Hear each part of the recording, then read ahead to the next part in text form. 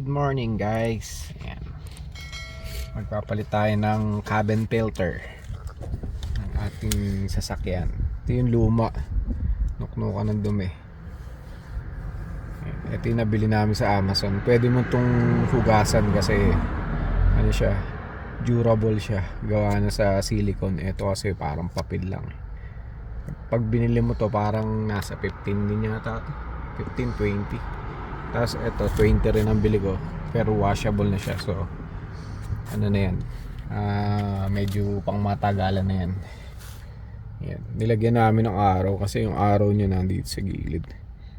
Bali yung blower dito manggagaling sa ibabaw pababa. Lagay na natin. Binaklas na namin to ni Jermaine kanina. Yan. Kagandahan sa YouTube talaga, maraming matututunan na, tsaka DIY. Yan. So saksak lang natin dito. Ayun pa yung nga pala isang filter namin. Sa engine naman, air intake. Washable na rin para pangmatagalan na yan. Hindi na tayo magpapalit. 30 bucks naman yan. Tsaka 20, 50 lahat. Pero kung papalitan mo lagi yun, parang ganun din, 30 rin yata yun, or 25. So yun.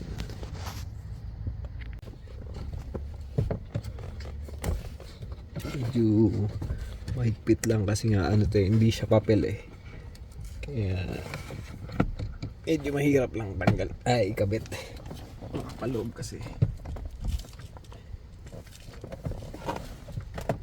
Hindi kagaya ng papel, madaling iyan eh.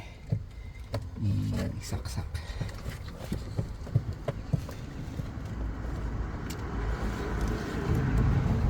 Makapaling siya eh. Hindi kagaya sa iwukon na nakita.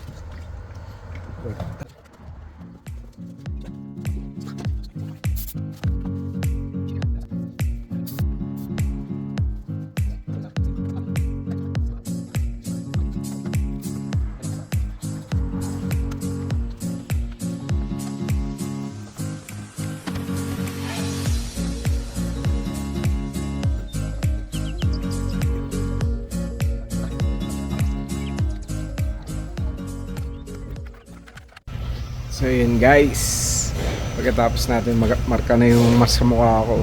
Tapang kasi yung ano nito, yung amoy nung thinner. Yan, parang so ayan, parang pinapalitada mo siya. Kailangan kinis na kinis din yan. Parang yung mas makinis pa doon sa pininturahan eh, no? Yan. Kasi kailangan mahabol yung kapal nito dun sa kapal nun, or mas makapal pa. Yan ang mga ginagawa ko ngayon.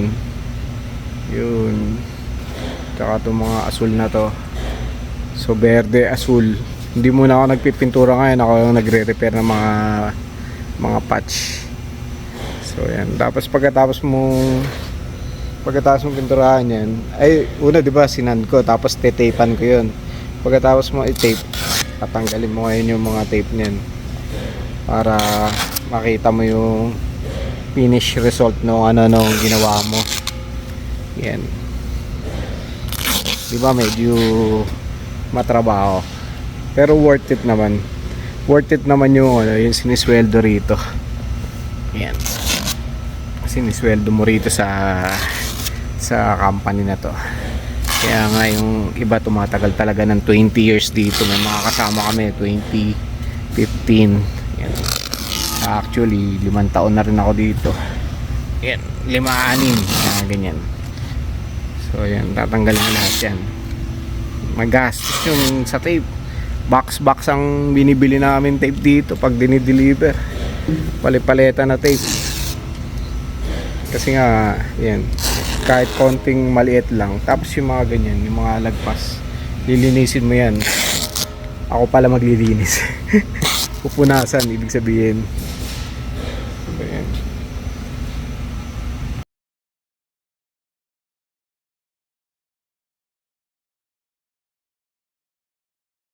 The next day.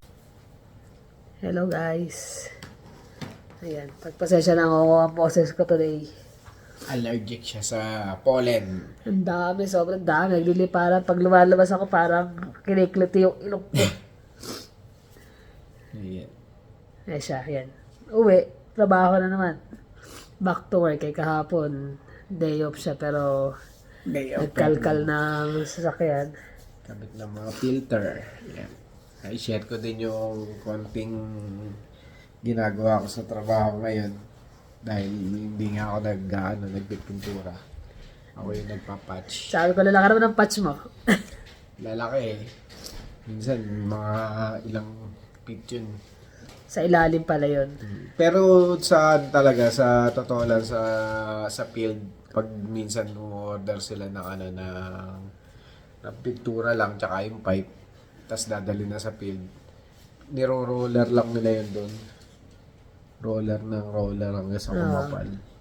Kami kasi ini-spray namin eh. Pero tumatagal talaga yun eh, no? Mm.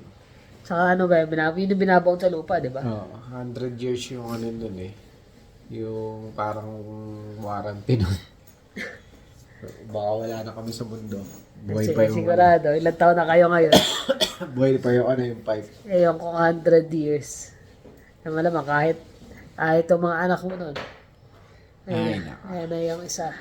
Isa naming anak galing sa basketball. Basketball, Ay, volleyball. volleyball pala. Volleyball. Volleyball, anong oras na? Tapos ayun nga, na ikwento ko rin yung minsan, talagang mahirap din yung trabaho, pero pagandahan compensated ka naman talaga na maganda doon sa trabaho. Tsaka yun, yung Kain ka na. yung hirap napapalitan ng siyempre yung mga pambayad sa bills, ganyan. Baga worth it. Worth it naman yung yung Kaya pagod. nga rin hindi niya basta maiwan. Pwede siyang maraming lipatan na mas magaan na trabaho. Pero kasi kung i-compare yung sahod niya ngayon, tsaka sahod na lilipatan niya. Kasi sa sahod namin ngayon, hindi na namin kailangan mag double job. Yan. Yun ang maganda ron eh. Magkano nga ba yung sinasahod mo? Secret. Secret. Hindi, kasi, minsan kasi, di ba, minsan, napansin nyo ba yung, minsan sa mag-asawa, yung nagtatalo sila parang may secret competition. May parang, sila, yung parang insecurity rin, tsaka yung, syempre, isa mas malaki yung sinasahod, isa mas maliit. Parang medyo nagkakaroon sila ng, hindi naman inggitan, kumbaga parang, mas malaki sahod ko, dapat ganito, o hari ako, ganyan, o reyna ako sa bahay, ganyan. Parang siya lagi nasusunod dahil malaki nga yung sinasahod niya or something na ganon. Pero, syempre, nasa mag-asawa talaga yun eh. Yung ganong bagay. Tsaka hindi competition yung pag mag-asawa kayo eh. Kailangan kasi yung mindset nyo, magtulungan. Hindi yung magkaroon ng competition kasi Sa mag-asawa, hindi dapat may competition. Dapat may pagkakaisa. pagkakaisa ang kailangan. Hindi yung mas malaki yung sahod ko, kailangan ako yung dito, masusunod. Mas malaki yung sahod ko, kailangan gawin mo to. Pero swerte na lang din kami dalawa kahit pa paano nakahanap kami ng trabaho na maganda ang sahod. Na hindi nagkakalayo. Kahit pa paano. Yun din talaga yung tinarget namin eh, kasi Lalo nung lumipat kami rito. Kasi sabi namin, wala kami kakilala eh. na-try Diba? niya na-try niya yung sa restaurant lang. Ako naman, na-try kong mag-agency naman. Oo, agency. Pag agency baba. Tsaka na ganun, pati auto detailing, di ba? Nag-auto detailing din ako. Parang dalawang araw lang. Minimum. Tapos ang dami yung trabaho Ang dami talaga. Tapos ang nagagawa. mahirap doon, hindi na-drive niya yung mga sasakyan kasi. Yung iba may mga dugo-dugo pa eh. Kukunin ko doon sa aksidente, bahay no? nung yung pinagdala nung aksidente. Dadaling ko doon sa sa shop namin. Kunyari na-recover na yung sasakyan. Tapos pipick upin ko na doon. Minsan may mga dugo-dugo pa talaga eh. Hindi mo rin alam kung namatay yung laman nun syempre, o diba? di ba? Pero iba-iba rin. Gaya nung sa akin nun, As in, nung pagdating namin dito, minimum wage sa restaurant. Sabi ko, baba. Sabi ko, yung pinanggalingan naming small town, kahit pa paano kasi, kitchen Matagal ka na manager dun na eh. ako doon eh. Oo, tagal ka na dun eh. Tapos pagdating dito, restaurant, tapos ganun lang. Parang maano ka eh. Bakit ganun? Tapos grabe ang trabaho dahil nga ang daming tao. Yung uwi ka, basang-basa dahil ko pa yung nag-basketball. Gabing-gabi pa. Tapos ang labas ko, alauna ng madaling araw. Sabi ko, ayoko ng ganito. Hindi ako masaya sa oras. Yung pasok ko, papasok ko ng alas 4, alas 5 ng hapon. Labas ko, alauna.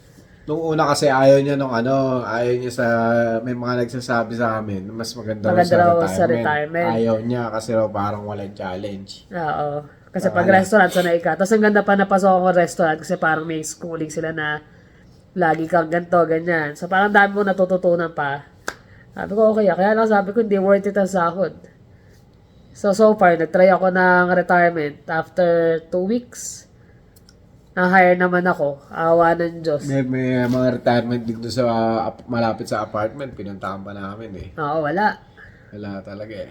Pero yung in-applyan ko na isa, yung pala kapag mga ganun, mas prefer nilang may referral.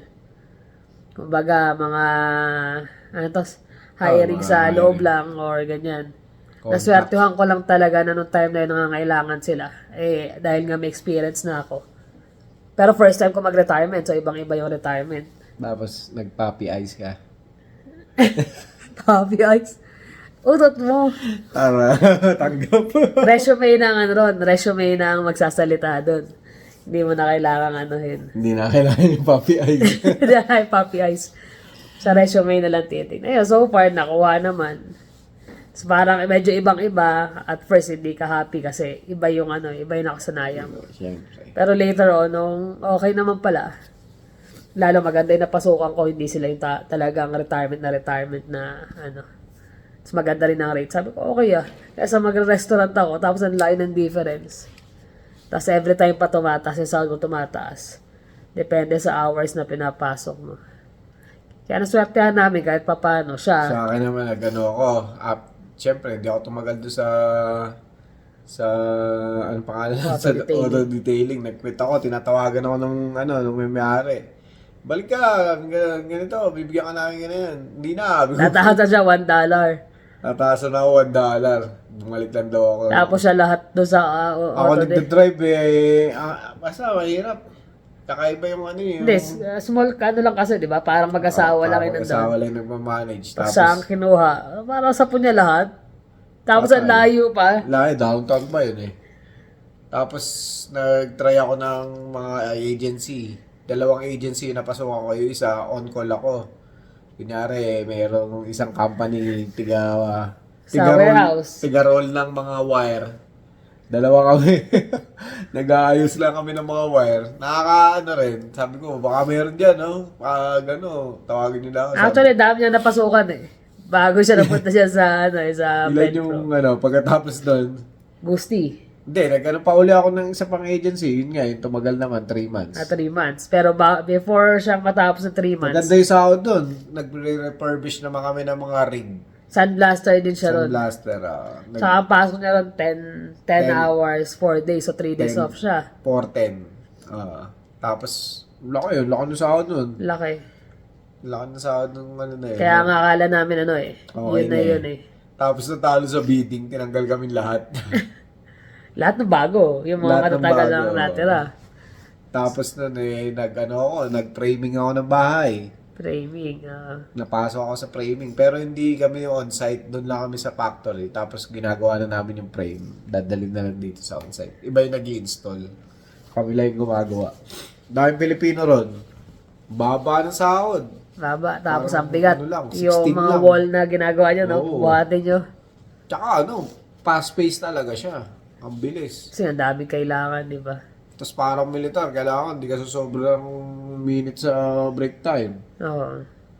Dami na, tapos siksikan pa yung lunchroom. Ang Tapos liit ng parang lunchroom. na-allergy rin siya sa mga dust. Sawdust. Sawdust. Oo, sawdust. Uuwi siya, puro siya parang mga rashes. Katulad Tapos sa mukha. parang $1 above minimum lang, 16, 15 yung O kaya nga, $1 above minimum. Wala pa. Naka 1 month lang ako. Ngayon na ako. Hindi, nag-apply ka Ay, na nag-apply pala ako. Hindi pala ako maayaw ng basta-basta kung kung wala akong trabaho Oo. kasunod. So, dito yung trabaho niya na ngayon. Doon sila pasok. Kaya tumagal na rin ako ng almost 6 years na rin ngayon, ano? 5 years. 5 years. So, yun. So, matagal na rin. Eh, ako naman yun lang, same company. Nalumipat ako Lumipat isang sila. beses sa Seaton. Tapos bumalik. Hindi, restaurant, 2 weeks lang ako doon. Tapos, yung retirement, 3 years bago ako lumipat ng ibang retirement. Pero 2 years ako doon. Bumalik uli ako sa retirement na yon. So, ngayon, so far, awa ng Diyos at okay na yung mga namin trabaho. Pero never naging issue sa amin yung mas malaki yung sahod ko kaysa sa'yo or mas malaki yung sahod niya kaysa sa akin. Parang hindi naging issue. Tapos yung sinasahod, as in talaga siya yung nagmamanage niyan pagdating sa pera. Siya yung na dumadaan lang sa ganun lang. Pero mas okay naman ako dun kasi hindi naman ako, yung iba kasi mga naririnig namin dito na pamilya, yung Marami kasi ikaw yung sa bahay ka, tsaka sa utilities ka, ako sa grocery, ganyan. Or Marami ganun. Pero syempre, yun ang nag-work sa kanila eh. depende naman talaga yung sa pag-manage. Pag-manage. Sa amin kasi, ever since noon sa Pinas pa lang, Hindi talagang na ako na yung nagmamanage ng pera. Pero syempre, alam din naman niya kung, ito, halimbawa meron kaming ipon or investment, mag-open tayo ng ganito, open tayo ng ganyan. Hanggat wala naman yung approval, hindi naman ako kumbaga, yung decision ko lang. Open naman yung communication namin pagdating sa mga. Mag-open tayo nga to, mag-save tayo para dito. Yun, alam na yun. Wala kaming issue sa gano'n, tapos kung may gusto siyang bilhin, ako talaga, hindi naman ako mabili din eh. Usually ako talagang grocery lang. Pero yung mga personal na bagay, pagka meron lang talaga ako nakita na nagustuhan, pero hindi masyado. Wala akong kahilig-hilig sa Lalo na mga. ngayon, parang wala na rin kaming mga masyadong pinagbibiling para sa bahay na lang. Kaya siya sasakyan. pag magsasabi sa akin, hindi, bilayan ganito. Sige, bumili ka, ba't ka ako nagsasabi ka pa? Papangalan pa siya pag may bibilin. Bumili ka lang. Wala namang akong kaos sa kanya kahit anong bilhin mo. Kumbaga hindi kami, kaya bibili ka na naman. Ganito na naman, ganyan. Ito mo na yan.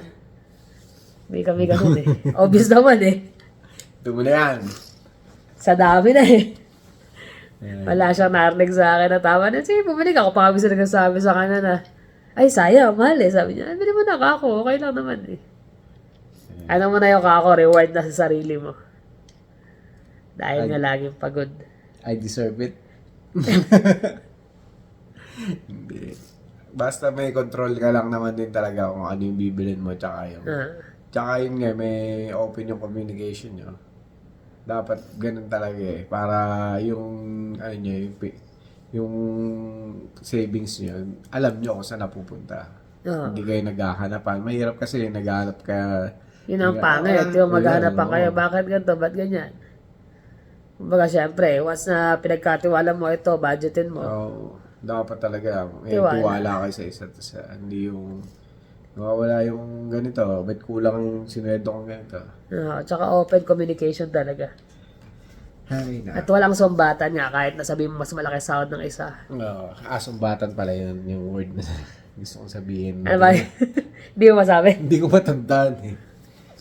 Walang Hindi mo- sumbatan. Walang sumbatan sa sahod.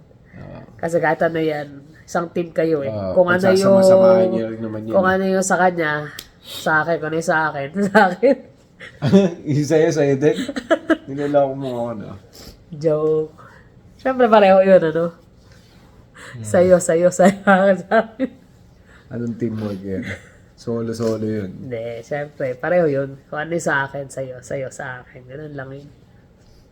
Kaya kapag kami mga goal kayo, ito, uwi tayo ng ganito. Pasyal tayo sa ganyan. Sasabihin ko sa kanya, mag-iipon ako ganito, Sige. Nag-iipon ka na ba? May goal ka, di ba? Hirap nga mag-ipon. Hirap mag-ipon. Dami plano eh.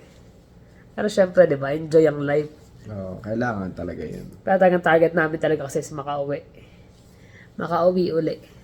Pero which is yun, medyo matatagalan. Yun yung medyo matagal-tagal na goal. Mas kasi sa Pilipinas pag umuwi, mas malaki yung nagagastos eh. Mabigat. Ba't Kasi, ganun? hindi. Plane ticket pa lang kasi bigat na eh. Ticket pa lang natin, ang mahal na. syempre pagdating doon, dami ring gastos. Pamilya pa. Syempre, number one, family. Syempre, mag-i-enjoy ka rin pag nandun, di ba? Lahat nung na-miss mo na pagkain, gusto mong bilhin. Yun yung ginawa namin nung nakaraan eh. Hindi kami masyadong namili. Puro kain, lawas. Ang labas, cholesterol. Ayun, cholesterol, tumaas. Kain kami isaw, kain na isaw. Sige, pag bumili, isang tambak na isaw, isang tambak na mga Lahat eh. fishbowl. Lahat na lang ata nung tendahan ang binili namin eh. Pero nakagandaan nga kasi dahil nga kahit nung umuwi kami, ito baon natin. Pagdating doon, papalit. Sige, gastos. Wala kami magkano na natitira. Walang ganun eh. Nakapag-prepare kami ng maayos. Kaya yung plano namin na pag next na uwi namin, Sumobra pa nga actually. Sumobra pa, di ba? may natira pa. Oo. Yung ayos, sabi ko may natira pa. Like, kasi nung unang-unang uwi namin na magkakasama kami, 2018, parang sobrang dami namin gustong bilhin. Oo. Talagang naubos lahat ng baon. Pero yung huli namin uwi, hindi. May natira pa. Na budget na maayos. Kaya yun yung ano namin. Kumbaga, suggestion lang din or advice. Sana maging open kayo lagi sa mga communication nyo. Tapos, Hindi lang sa money. Hindi lang money, di ba? hindi lang Open sa communication kahit saan. tapos yun nga, yung sa sahod, dapat hindi pinagtatalunan, ganyan. Hindi dapat Sa- nagtatanong ng pera. Oo, pera. Kasi kikitain yun eh. Pero pag nag-aaway kayong dalawa, or may nakaaway kayo tungkol sa pera, parang ang hirap ibalik eh. Oo. Hindi, lalo na pag yung nawalan ka ng tiwala, ganyan, may nawawala. Tapos pag bibinta ka may isa, ganyan. Oo. Tiwala lang. Tiwala sa isa't isa. Sabi nga niya, pera-pera kikitain. Pero syempre, samahan yung mag-asawa. Pag nasira, hindi na. Ang hirap nang ibalik nun. Kailangan yung i-workout yun na medyo matagal, mas kalabas-labas, mas malaki pa nga nagastos yung pera. Kaya nga. At saka yun, one thing din, may mga nagtatanong din bakit hindi siya lumipat. Ang hirap ng trabaho niya. Lipat siya sa mas less pagod. Pagod naman siya dyan, pero kung tutusin kasi, worth it yung sinasahod niya. Oo. Tsaka ang dami ko na napasukan dati before ako nag-stay dito. Mas less yung bayad pero mas mahirap yung iba. Oo. Mas mahirap tapos yung seniority pa doon sa mga ibang company yung pinasukan. Oo, Wala. grabe. Grabe yung seniority. Saka kagandahan dito sa company nila, gaya nun, pagka, meron akong check-up, kailangan ko walang walang tanong-tanong. Pag Wala nagpaalam tanong. siya na, hindi ako papasok ng ganito kasi sama ko asawa ko. Sige. Kumbaga, maluwag sila. Pag sinabi rin naman pumasok ka na Sabado, Linggo, mag-OT ka ngayon. Kung Kumbaga, kaya ko, give and take naman sila, give and take. Kung kaya ko, papasukan ko talaga. Pero, di ba, tinatanong ka, hindi yung, pumasok ka. Tanong, hindi pa utos. Oo. Tanong siya. Kung pwede ka pumasok. Syempre, sige, siya. Minsan nakasalalay sa akin yung pasok ng Sabado tsaka Linggo minsan. Yung tatanungin muna nila ako eh. Kasi pag may hindi isa pumasok, wala na. Wala na. Sayang ang pasok ng iba. Kaya, Hindi, minsan kahit di pumasok sila po eh. Kahit di pumasok, basta pumasok ako eh. Tsaka si Rob eh. kasi pintura, doon yung nyo eh. Yun yung final eh. Ay, naka. Pero yun, worth it naman kasi. Yun nga eh. Basta pag nakaharap kayo magandang trabaho, i-keep nyo talaga. At magandang sahod. Unang-una yung sahod at saka yung mga benefits, di ba? Oo. Makikita nyo naman kagad. Tapos pag may mga matatanda sa company, ibig sabihin, mga tumatagal na talaga. Ilang taon na yung mga kasama mo doon? 20 plus na. Yung iba, magre-retiro na nga, doon na inaabot eh. Yung isa, di ba, nag-retire na, tapos bumalik? Nag-retire na uli. So, ibig sabihin, talagang maganda rin yung palakad nila. Although meron mas lamang sa mga hindi pagkakaunawaan dahil hindi siguro sa sobrang pagod na din. Pero parte yun eh. Parte ng trabaho yun. Hindi naman laging perfect sa trabaho. Nag-ano na nga sa amin kasi na group of companies kasi yung sa amin. Dati isa lang yung may-ari nun. Tapos nagkaroon ng mga share, ganyan. Group of companies yung may-ari. Parang nag-step down na. Oo. So mga iba-ibang company nagmamanage na. Kaya yun, minsan medyo may May iba pa. sigalot. Oo. Pero ganun talaga. Sigalot talaga. Ganun talaga eh. Parang may politika rin eh. Hindi gaya dati, mas maluwag sila nung isa pa lang Oo. may-ari. Tsaka mas marami sila, kaya siguro nag-cut sila ng marami. tao eh. Mas Nung marami nagpalit kami sila nun. ng ano, Parang halos 10 kami dun eh. nagpalit silang management. Yung kalahati na lang. Ubus talaga. Ay, nako. Mag-shoutout pala tayo. Shoutout, kaya mo yung shoutout. Sige. Huwag kang babahinga. Ikaw na nga eh. Malapit na ako mamaya. Inom nga ako ng ano, Neocetran. Umpisa natin kay Miss Megan Galuran.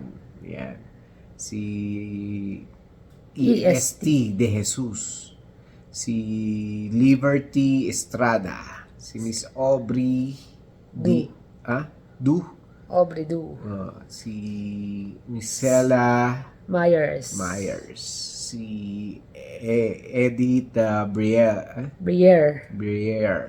Si Miss Maria Maria La La Peña. Peña. Si Rose Young. Tapos si 79 Grapeseed. Si Miss Ilona Jean Bacani. Hello. Si Michelle Nalog. Nalog. Ayan. Si Pretty Weggy. Wendy. Si Marina Mercado. Si Miss Lourdes Manaog. Manaog. Si Tessie Alvarez. At saka si Miss Pressy Parino. Parino. Thank you sa inyo. Maraming Pasensya na ang salamat aking boses para akong ano. sa panunod. At saka gawin natin hindi issue yung pagdating sa pera yung away ng mag-asawa, di ba? Yun. Hindi worth it magawa yan Hindi ng worth pera. it. Mas mahalaga yung sama ng mag-asawa. Kaya, pera lang yun. Oo. Pera kikitain ng asawa. Mahirap kitain. Kailangan yan. Sabi nga ni Sus na rin pinagdasal. Ang asawa. Ano na? Ang asawa daw pinagdadasal. Ang asawa pinagdadasal. Para ibigay sa'yo. Ah, Yun lang. medyo malalim yun Oo. Nakakatawa din. Natawa lang din ako. Meron siyang side comment na nakakatawa eh. Ayun ako. Thank you mga sa mga ano nyo, sa mga comment. Nakakalibang din magbasa ng mga comment eh. Tuwan-tuwa nga din at nakakatawa minsan yung mga sagot. Yung mga side comments. Nakakalibang. Pero napansin nyo, kami lang din yung minsan nagre-reply din talaga. Hindi namin kinakalimutan. Unless yung talagang sobrang ano na, yung kagaya ng galing siya sa sakit, hindi siya makapag-reply na maayos. Ako naman Tsaka naghahabol sa trabaho. minsan late talaga ako mag-reply na kasi syempre busy rin sa work. Sa work eh. Pag-gising, usually yan. Pero ginagawa pa rin namin yung ano namin na Best namin. At saka na-appreciate namin lahat ng comment nyo, Comments, yung mga time nyo para manood sa amin. Thank you. Maraming Nakakatuwa salamat yung sa ano, yung suporta. Lalo yung mga comment. Paano guys? Thank you for always watching. See you in the next vlog. Bye.